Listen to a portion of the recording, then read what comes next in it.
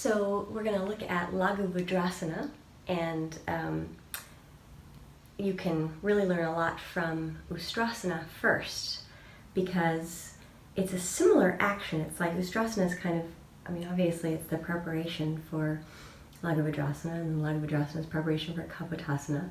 They all really work together, and Ustrasana sets you up with getting into your legs, really feeling that your weight is moving more forward, and the strength in the legs, support of the legs, is going to help you in Laghu Vajrasana.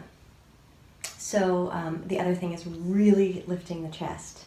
So I think we have a tendency, if we have flexibility in the lower back, the tendency, at least in Ustrasana, is to just sort of go into that arch and not to really use the legs, dare I say, pulling up on the pelvic floor area, and then also really lifting the chest. So we can practice Ustrasana to prepare for Laghu Vajrasana by firstly pretending like you've got a brick in between your thighs and you're sort of squeezing together, and that sort of sets you in a good place in the torso to really lift your chest, and you're drawing up the pelvic floor and the belly as well. So your chest is really lifting, your weight is almost going more forward, and then you can easily put your hands back. And I have no bend in my lower back, so it's all important for me to be able to do that. So weight comes forward a little bit more, legs are really strong, squeezing together, chest really lifting right from here and coming back.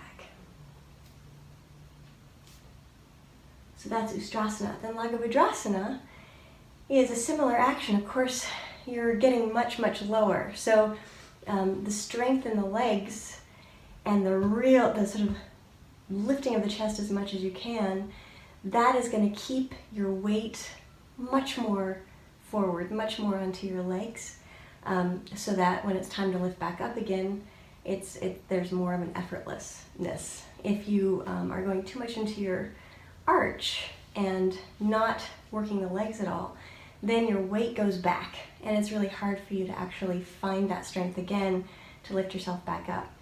So you have to think of it as finding the engagement in the legs first and keeping that engagement the whole time, even when your head is resting on the floor. And I would encourage you to not rest your head completely on the floor.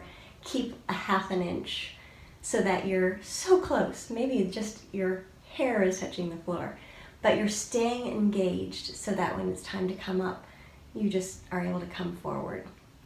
So, and then eventually, after trying that for a while and really finding the engagement in the legs and the lifting in the chest, then you can put your head on the floor. But I would first encourage you not to do that until you're able to find that strength and be able to hold that the whole time. So, we go, Laghu Vajrasana. So again, I'm really squeezing the inner legs together as if I've got a brick in between the thighs. Really lifting the chest, my weight is coming more forward. Placing the hands. So still lifting as much as I can. I have no arch in my back. I'm still lifting. Still lifting. Engaging the legs. My forehead's not quite to the floor. I can put it there. But everything is still engaging. Arms are straight.